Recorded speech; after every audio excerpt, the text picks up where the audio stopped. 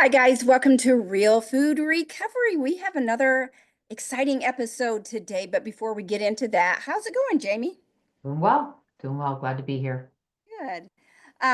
So we're going to explore a topic that's close to many of our hearts, and that is depression, which has touched most of us at some point in our life. But we want to focus on how to aid depression through natural methods first to see if that's an option for people. Depression can be challenging and often debilitating, but there are a few natural ways to help manage and even overcome it. So we're going to explore some lifestyle changes, diet, exercise, and other holistic approaches that can make a significant difference in your mental health. Awesome. First, we're going to understand what depression is. It's more than just feeling sad or having a bad day. Depression is a persistent feeling of sadness and loss of interest that can interfere with daily life. It's influenced by a variety of factors, including genetic, biological, environmental, and psychological. Uh, I don't really have anything to add there, Paige, if you want to jump back in.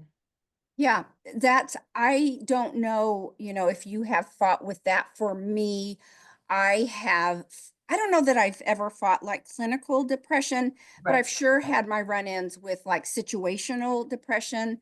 Mhm. I've had a few major losses in my life that have really doubled me over, just been a real gut punch. And I think when I was also going through menopause and experiencing these hormone fluctuations, that I would feel the blues come on out of nowhere, and at Mhm. that time I was like, what is this? What's going on here? Because I'm naturally pretty flatline with my mood. Um, but I know that I would experience the blues more than depression during that time. But at the time, I really didn't know what the difference was between the blues and clinical depression. I also know that I can be a little susceptible to it if my schedule is slow that day. The blueness can creep in. It's a strange phenomenon. But if I'm not doing things that are stimulating or purposeful, or it's boredom that will sneak up on me, and that blueness will kind of take over. I think because I feel a little aimless and not being productive. So I'm hyper aware of those situations where that might pop up, and I try very hard to plan in advance to preemptively make sure I have fulfilling things to occupy my time, or I am going to be in a bad spot. And the Yeah. worst part is, I think for me, that at that time, it can feel like this is your new normal, and you feel like this might even be forever, which only worsens that state of mind.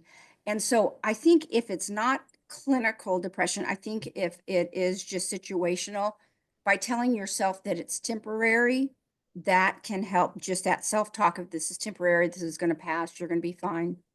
Yeah, yeah, and I agree with that. And yeah, as far as depression, situational depression is what I have been diagnosed with for certainly after the loss of my mom or Right. other family members, and losing my mom's sister back at the end of last year, just a couple of months ago, not even a couple months ago. That was very, threw me off. It didn't. I don't think it put me into a place of depression, but I definitely felt grief, and I took the time to process that and be, as gentle with myself and very vigilant with my recovery behaviors during that time, because she was a close family member and my godmother, and that was something that it was expected in the bigger sense of the word, because she was battling a long-term illness. But uh her death was that week, just kind of came out of nowhere in a way. So that was something that I had to sort of process and understand and grieve and all of that. So I find that depression, and we'll get into this in a little while, but I find that depression for me is the best thing that I can do to get out of a place of feeling down is to take action. Yeah. And Well said. usually that action is service work. Mm, yeah, you're good at that.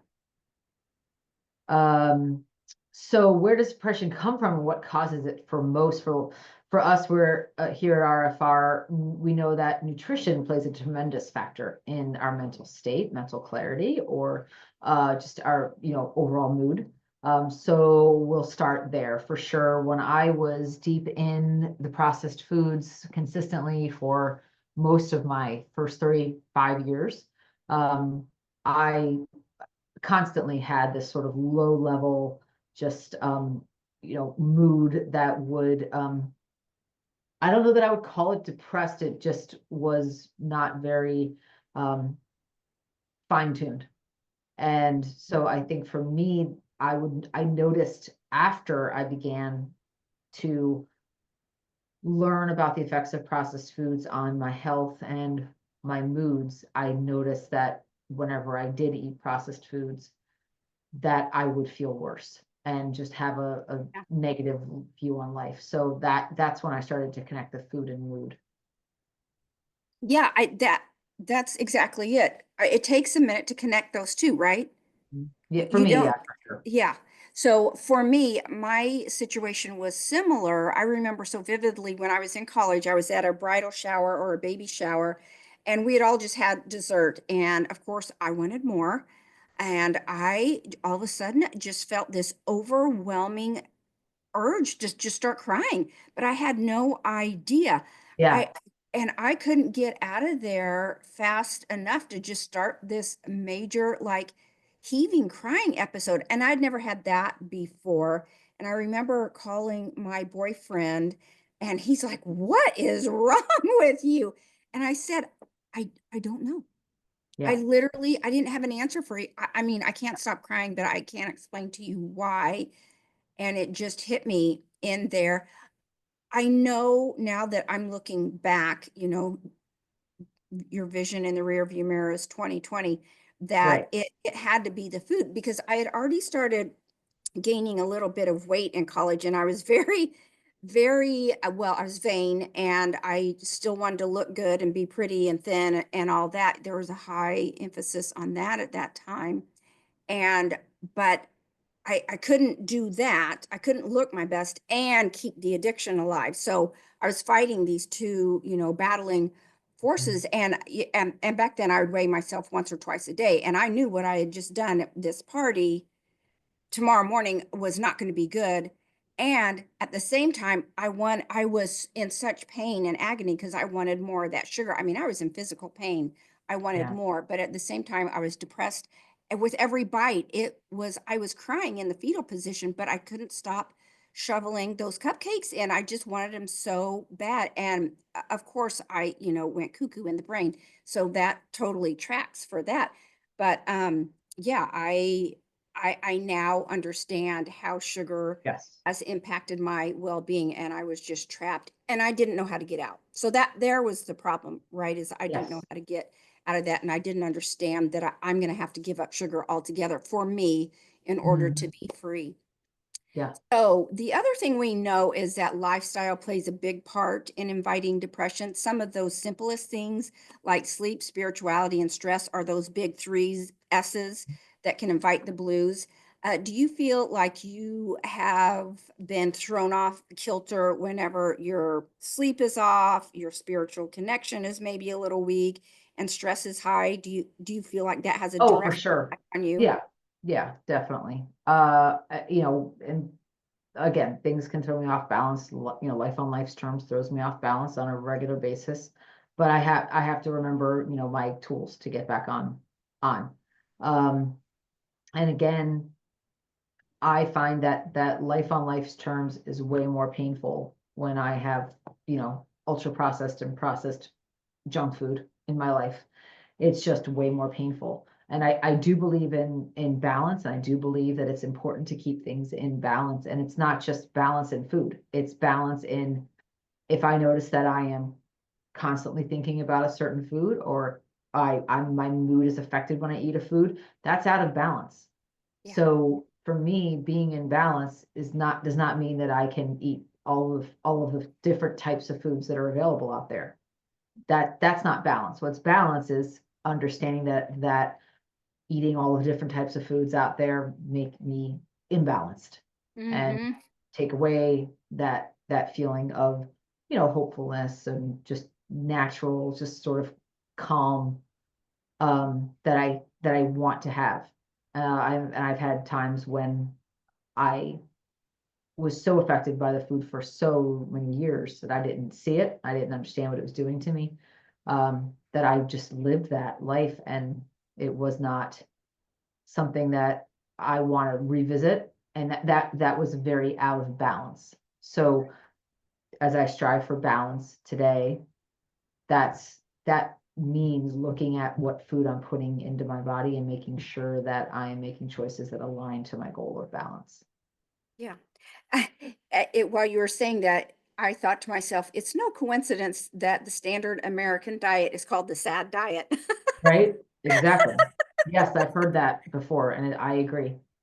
And I also think about pretty much every time I get on the road. I mean, when I'm driving somewhere, if I have time to reflect on where I'm going and what I'm doing, uh, I will remind myself that I'm dealing with, you know, thousands of potentially drivers around me that are 90% of them are affected by the foods that they've eaten, or the lifestyle decisions that they were making, and maybe even recreational drugs that they're using.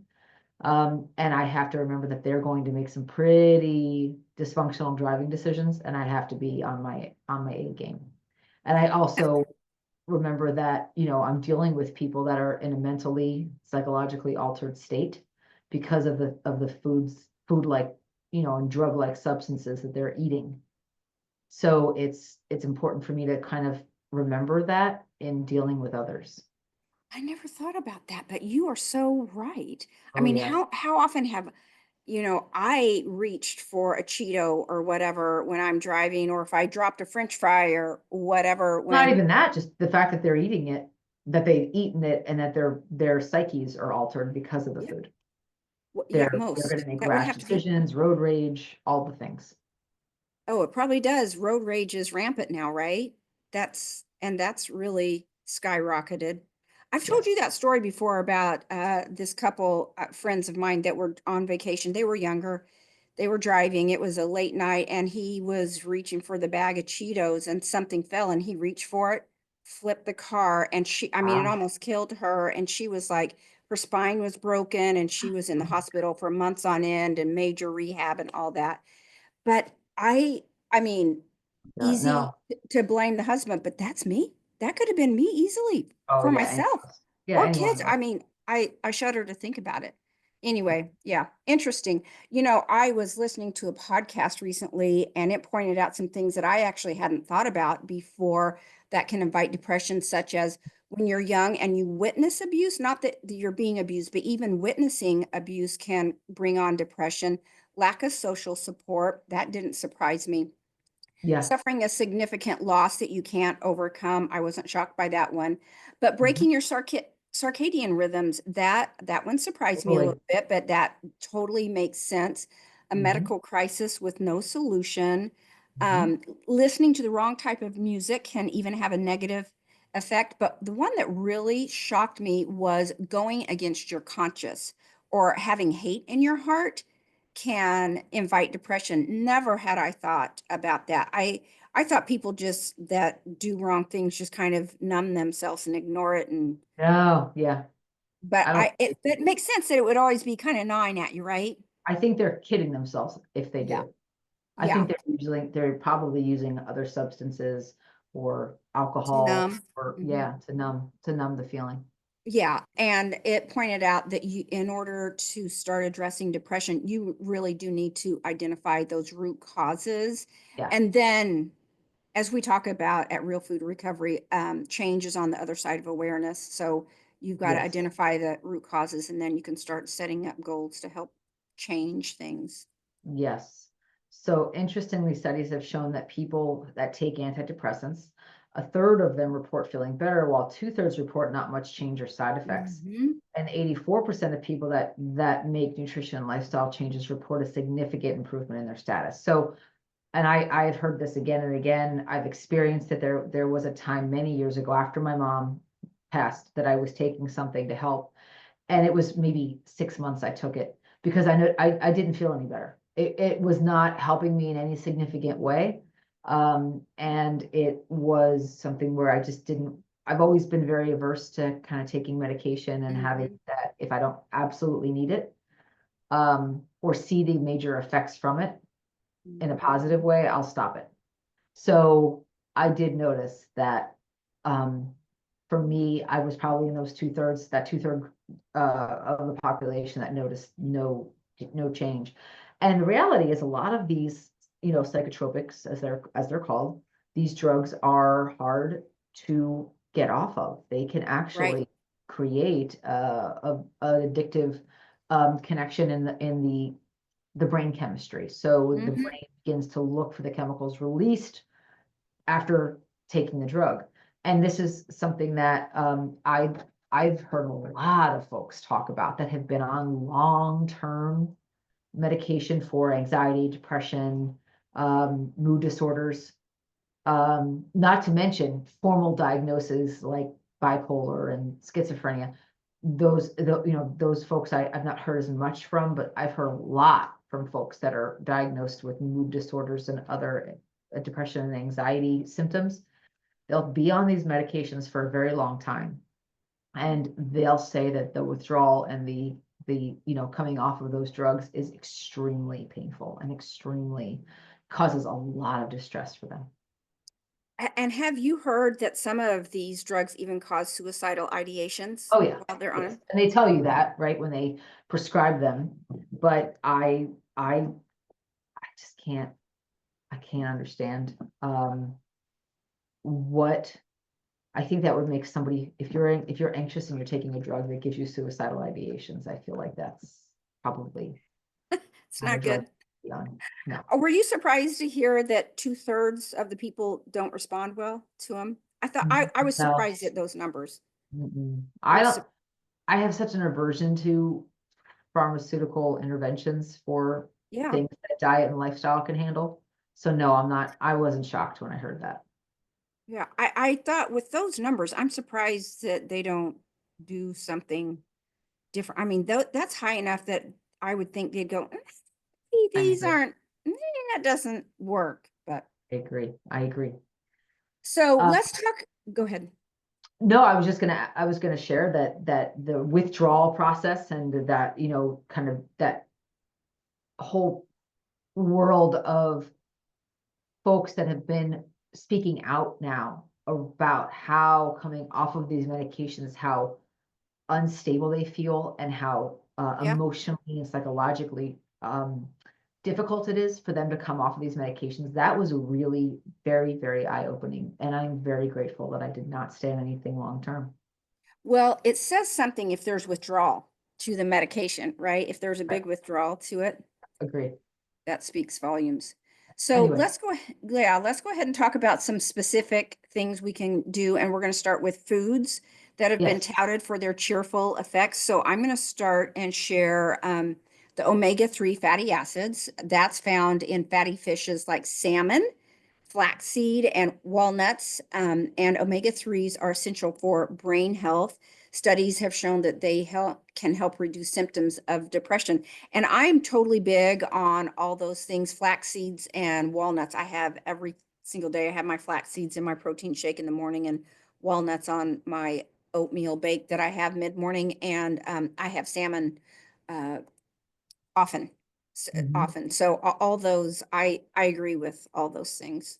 Yeah. Whole foods focused on a diet rich in protein. I'm sorry, rich in whole unprocessed foods, fruits, vegetables, whole grains, and lean proteins, providing nutrients your body needs to function optimally. So it's just single ingredient foods, right? Single Mhm. ingredient foods. And the other thing that I want to make sure that we touch on here, around single ingredient foods is we have been taught, especially in the US, we've been taught to fear dietary fat. And I agree, we want to fear man-made, ultra-processed dietary fats. Yes, we should not be, nobody at this point should be having, if you have a container of, I can't believe it's not butter in your refrigerator, throw it away. Like this is not, none of those processed oils or fats are good for you. Even some would say excess dairy fats, right? Not, having one serving is one thing, more than one serving might be working against you. But as far as other fats coming from meats or animal foods that have the fats in them, that's okay. Even a serving or two of butter is okay if your body can if you feel good with it and you have it available and it's whole, natural, as close to the way God made it, that is actually a very good thing to have.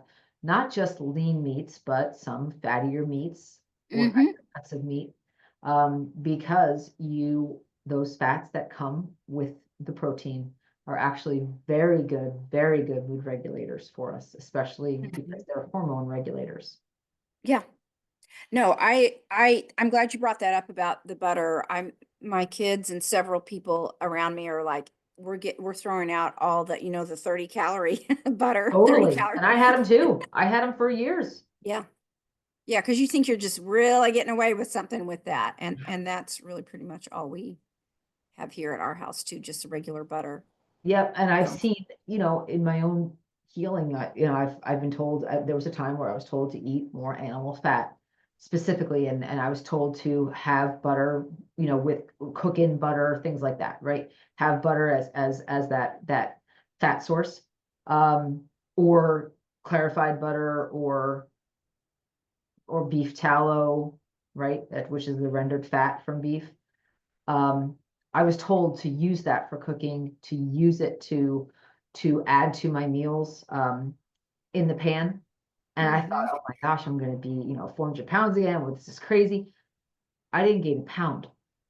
I didn't gain a pound. I think that we have been lied to. I know we've been lied to about the harmful effects of fat, of bacon, of all of these natural, minimally processed, single ingredient animal foods that have the fats on board. We've been lied to that they harm us or that they cause heart disease. They not only have not gained a pound, my cholesterol has improved in the Oh, last wow. 6 months, not nowhere near gotten worse. I had very low cholesterol, and it's actually gone up into a good place, into a good range. Oh, So wow. it's fascinating to me. And my bad cholesterol has gone down. So the whole situation that everyone, I think in our government and the FDA, back in the 70s, 80s, 90s, uh, they were promoting a very low fat diet, the American Dietetics Association promoting a very low fat diet, lean proteins, no fat, you know, it's a The lie. Snackwell cookie. That's right. That's right. Somebody gave me avocado oil for Christmas. I've never Yep. used it before, but Yep. I use it all have the you time. used that? Do you? I coat my cast iron pan with it, right? I'm not drinking it. I'm not pouring it on salads or vegetables. But if I do want something on steamed vegetables, I will just put a pat of butter on there. Mm-hmm. And that's no ill effects. And I'll tell you that my moods are more stable. I'm just happier, because my body has what it needs. Our bodies need fat, and they don't need man-made ultra processed fat. Mm-hmm. Yeah. Great. I love that conversation about fat. I think that's huge and often missed. So glad Yeah, you brought that especially up. with the mood connection, for sure. Oh, totally. Who wouldn't be happier with a little bit of fat? True. Okay, probiotics. Gut health is closely linked to mental health.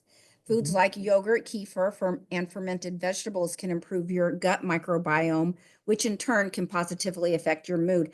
I don't eat a lot of these, and this is an area for me I could improve on. I eat a little bit of unsweetened Fahey yogurt, but Yep.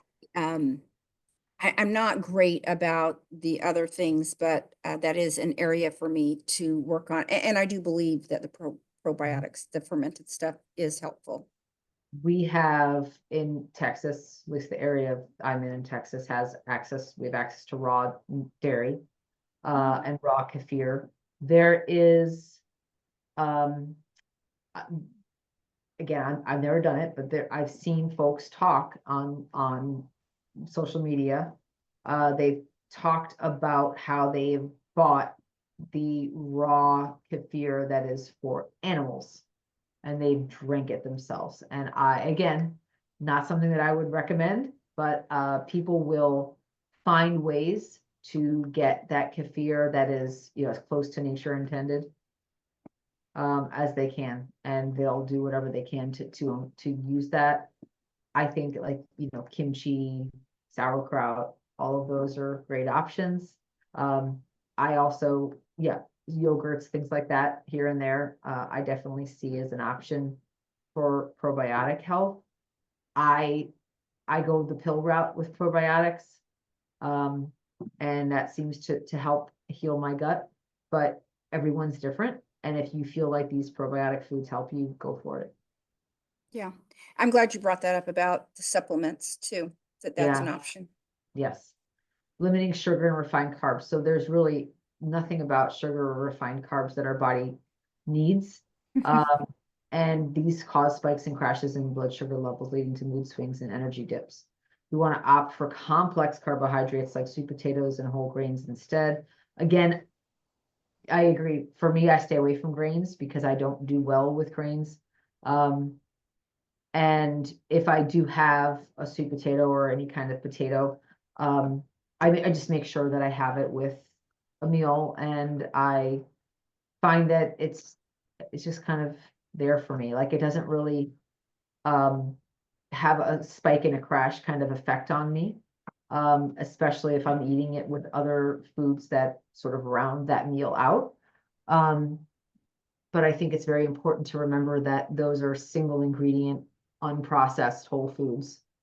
And sugar, refined carbohydrates, meaning ingredients made from flour, sugar, and some kind of combination of chemicals. Those are all, our bodies don't know what to do with those foods. They're not going to aid in our mood, lifting our mood. They're just not going to be not going to get us where we want to go. No, they're going to destroy it. And don't you think when it comes to grains, people just got to figure out for themselves if that works well for them? Yes, there was a And where, time when grains work great, and now they don't.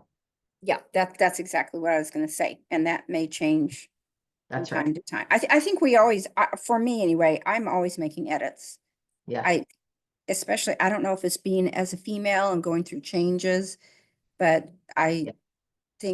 I just respond differently. Okay, I agree with all that. So exercise is another powerful tool in combating depression. It releases endorphins, which are Mhm. natural mood lifters, and it helps reduce stress. And Jamie and I are big proponents of this. And starting with cardio, activities like running, walking, swimming, stair climbing, elliptical, cycling, or shoveling your driveway when you get a blizzard Yes. for an Yes. hour. So if you can aim for at least 30 minutes of moderate exercise most days of the week, such a big upper for me. It really does make, I mean, it actually bumps my baseline up. I can tell when I've been off for a while and for some reason, maybe a week or two, I've been off my Mhm. schedule and then I'll get back to exercise and I'll go, oh, wow, I have Yeah. a bit Yeah. more. It's a huge improvement. Strength training, building muscle, boosts self-esteem, and increases overall energy levels, even body weight exercises. So you don't have to necessarily lift heavy weights. Body weight exercises like squats and push-ups can make a difference. I've been lifting weights for a long time, and I'm very grateful. It's something that I always carve time out every week to do. And I never regret it. I've noticed that I used to laugh when people would say body weight exercise. I used to giggle to myself because I never really felt challenged by body weight exercise. I felt like it was something where if I wanted like an off day, I would do some body weight work. And the older I get, right, life changes and health changes, and my body weight work is now, a nice challenge for me. And I like integrating that into the other weightlifting that I do. And you can make it harder. Time under tension, you can contract your muscles and you can totally make body Mm, weight work as hard as you need it to be. So I I agree with agree. you. So yoga and mindfulness practices. So like yoga and Tai Chi combine physical movement with mindfulness, which can help reduce anxiety and improve mood. I have gotten out of my yoga habit, but I used to do it all the time and I do enjoy it, but instead of doing an hour yoga class, I usually do 15 minutes of stretching every day. And that really helps me in just a quiet meditative space. And that's enough for me right now at this time. But I do a lot of active meditation just when I'm exercising. I Yeah, get a lot from that. I agree. We want to make sure we touch on sleep because we know that quality is sleep is crucial for mental health. Here are some tips to improve your sleep hygiene. The first one is the consistent schedule. Paige, a few minutes ago, mentioned the importance of the circadian rhythm. Couldn't Uh-huh. agree more. Getting to bed as the sun is going down, getting ready, winding down your day. Um, that is, it's just absolutely crucial to successful sleep and successful mood management. And naps. Yeah, yeah, The sleep environment, making your bedroom a sanctuary, that is how I do it for me, keeping it cool, dark, and quiet, and invest in a comfortable mattress and pillows. I love my pillow. I have my pillow. In fact, if I go on vacations, if I can, I will take my pillow with me. It's just special.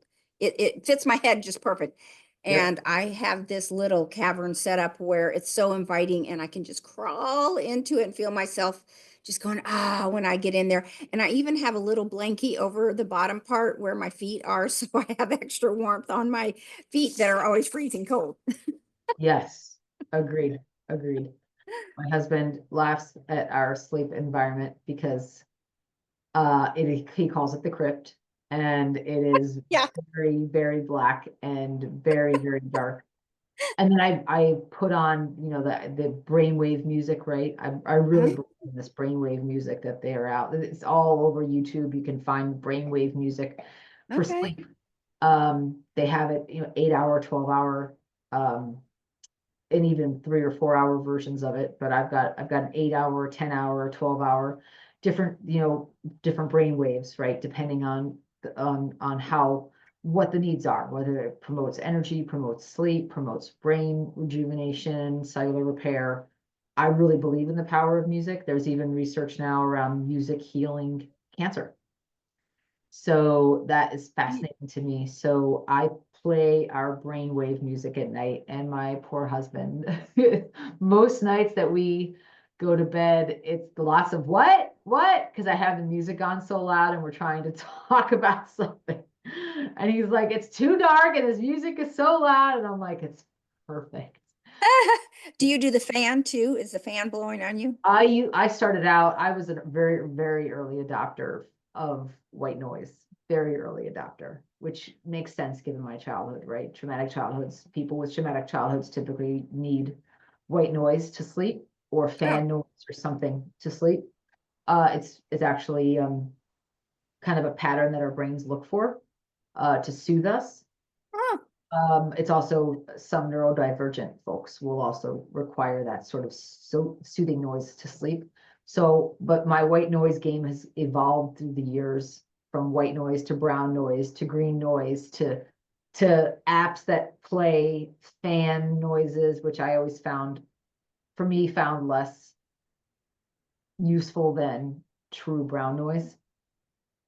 So that would make just a all the lot. colors of the rainbow in there, don't All you? the colors of the rainbow. And there's all kinds of like violet noise now. And there, if you can go down the YouTube rabbit hole of all the different Wow. noises that are out there to help people sleep, it's fascinating.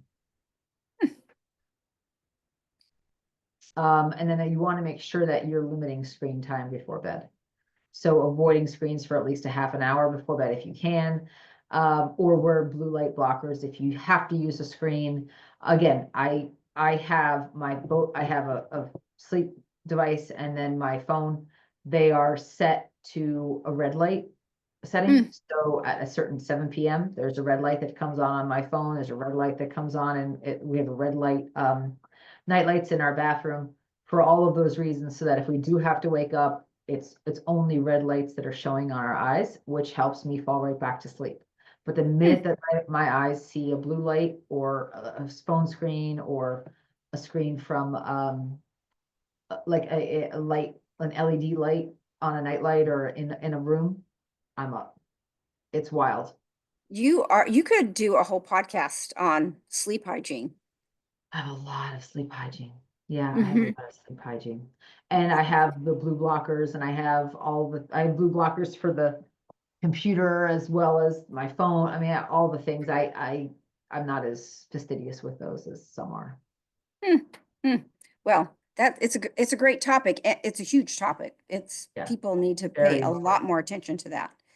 So we've touched briefly on how human connections are vital for our well-being. And here's how you can build and maintain meaningful relationships. Number one, reach out. Just you reach out. Don't hesitate to reach out to friends and family. Share your feelings. Let them support you. I'm always slow to do this. I'm not very good at this, but ironically, I always feel so much better when I do it. It literally makes me feel like I'm not alone in this world. So connection just really, and it's instant too. You don't have to wait for it to kick in. It really, you just immediately feel connected when you are with somebody else and having a good conversation. Very true. Very true. Be a joiner, right? Join groups, whether it's a support group, a hobby club, a volunteer organization, being part of a community gives you that sense of belonging. That is something that, yeah, I've done a long time. Communities, my first communities were probably my theater communities when I was growing up. And then after that, gym communities. And then when COVID hit, and gyms closed down, I found recovery communities, which were a huge lifeline for me. Hmm. Yeah. And pets is another one, interestingly. And if you're an animal lover, pets can provide companionship and unconditional love, which can be incredibly comforting. I have to say, though, I have to add something to this. I had a dog once, and she was literally my best friend. Such a comfort to me. I mean, we were together all the time. So that was a devastating loss for me, and it left a huge hole in my heart. So ironically, that was so traumatic for Mm, me that the idea of getting another pet, absolutely, I just panic and freeze about that. But on the other hand, I know there's others, and I'm going to have you give your opinion, weigh in on this. But yes. their mindset is, okay, we lost one, that is tragic. We loved them, but we're going to go get a new puppy. So, do you want to talk about your perspective about that, about how the loss isn't so absolutely debilitating and traumatizing and paralyzing that you're able to still open your heart up and go do that Yeah. again? Yeah. And I've had dogs all my life growing up, and I didn't have dogs in college. Now it's a thing that these kids in college get dogs. I think it's nuts. But anyway, I did not have one. And then as soon as I kind of settled in to marriage, we had a dog in our first, couple of years of marriage. And I had that one dog became two, and I at the time of the divorce, I was going to a place in New Jersey that I couldn't have dogs, Mm. and that I had to, I left them with my soon to be ex-husband, which was just a heartbreak Oh, yeah. because these were like my babies, Oh, and totally.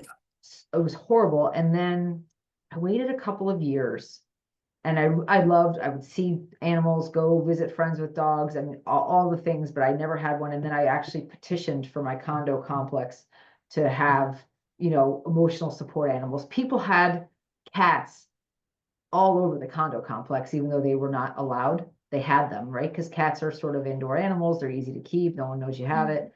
But I am not a cat person, so that was not going to fly. So I petitioned and got a ordinance in the condo association for emotional support, a dog under as how they had me categorize it. And I was like, I don't care. I'll categorize it however you want me to categorize it. That's when I got Ollie, and he's my little sweetheart. Like, we are just super connected. And I absolutely, going through divorce was a huge depression, for me. I was working, I was with family, I was doing all the things I needed to do, but it was still a very, very uncertain time, very depressing time for me in my life.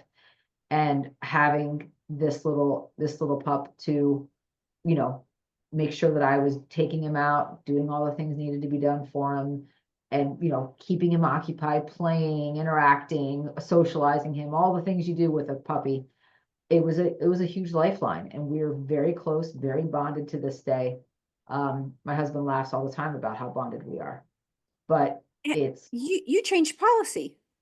what You changed policy by getting that I did. ordinance passed. I I mean, did. that's huge. And Yes, as you were saying that, it makes so much sense because when you're caring for someone else, you're not focused on yourself. that's right. It's so Right. brilliant. Yeah, and he went everywhere with me.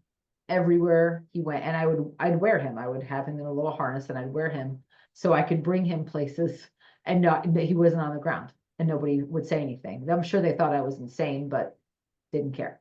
Didn't care. It was what I needed at the time. He was happy as a clam. And then COVID hit, and all of a sudden, mommy, who was out working all the time, was home with him all the time. And then it was just, that was it. Good for Like, him. yeah, we're just thick as thieves all the time. But you have, like, I remind friends of mine who've lost animals, and when I lost mine, I had to leave mine.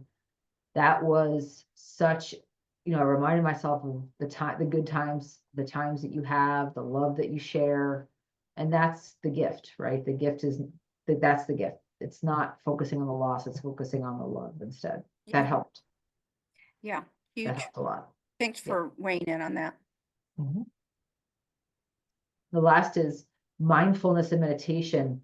There are more powerful practices that can help calm your mind and reduce symptoms of depression. When I was doing my adult child work and I was going through the adult child healing process, this was back in 2022, I was told, right, make sure that I do prayer, meditation, quiet time every day, just to keep me out of some of those negative thought patterns about Hmm. childhood. And it was very helpful. Yeah, I can So, see that. focus on the present moment, mindful breathing, mindful eating, mindful walking, all of this can help ground you. I heard somebody say, be where your feet are. Yeah. And I like that. So And it, meditation, start with just a few minutes a day. Apps like Headspace or Calm can guide you through the process.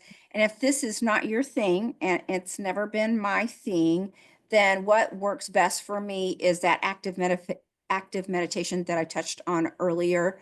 That I get it through exercise, and I can really, really get into a meditative state when physically active. So that's what works best for me when it comes to yep, meditation. yep. I'm wired very similarly. Gratitude journaling, something we've talked about here on the podcast. Writing down things that you're grateful for each day can shift your focus from the negative to positive aspects of your life. Just remember, I mean, ideally, what you focus on grows. So if you focus on what you don't have, Yeah. then guess what? It will depress you. So remembering, these natural methods truly can get us out of um, that depressive place or help us manage the symptoms and overcoming depression. It's important, though, that you seek the medical attention, seek medical advice. If you need it, there's no shame in that game. Therapists, counselors, doctors can provide support and maybe even treatment that you need. Just keep in mind, you want to build a community, and that would be even professionals around you to help you Mm-hmm. manage your symptoms. Yeah. So thank you for joining us on this episode as we try to walk this path to wellness together. We hope you find these tips helpful and encouraging. If you have any questions or topics you'd like to cover, feel free to reach out to us. And until next time, take care of yourself and keep doing the things that you're doing. And we are going to see how much time we have for a few listener questions. If you want to do that, Jamie, you want to start out? Yes. So what is your advice to someone recovering from ultra processed food addiction? Um, who's still struggling with depression despite eating healthier? It's a journey. Our body chemistry takes a long time to shift to the negative or to the positive. It's just the way our bodies work, right? We have to have chemical reactions, and you have to, if you think about a bucket of dirty water and you start to add clean water to that bucket, you have to pour a lot of clean water in there for a very long time before the bucket in that water is all clean. It's, if you think about, if you're in a place where your chemical responses in your brain are setting up moods like depression, it's, first of all, it's very common, but it doesn't have to be the state of your mood or your mindset. Allow your body the time to heal, the chemical responses to change, and you'll start to feel better. I agree. The other one is what keeps you motivated to stay consistent with natural approaches when depression starts to creep back in? So I like the phrase that we do what we do for how we feel after. I know if I stick to my plan, that I can trust my body will eventually react as it should. So my self-talk reflects my trust in myself and telling myself that this too shall pass and stay the course. But also, as we mentioned earlier, if this persists and this is starting to get bigger than you are, then we, by all means, we are not saying don't seek medical advice. These are just some options to Absolutely. try. But if I think people know if this is starting to spin out on me and things aren't working, then you have Yes. collected data to take to your medical Yes. professional to say, I've tried this, and this, and I'm still Yes. feeling the same. That's wonderful information for you to go to a doctor or a therapist with so they can know where to start. I agree. I agree. Anything Uh, else you want to add? no, I think it's been a very important topic. And I think that both of us, you and I, have both walked through our periods of depression. And I think it's a really valuable tool to talk about how we have now methods to heal that are very effective. Mm-hmm. Yeah. Yeah, thank you. I agree with that. I really enjoyed this. And if you want to know more about us, you can find us at realfoodrecovery4u.com. That's the number 4 and the letter U. And we hope to see you there. Thanks, guys. Bye-bye. Take care.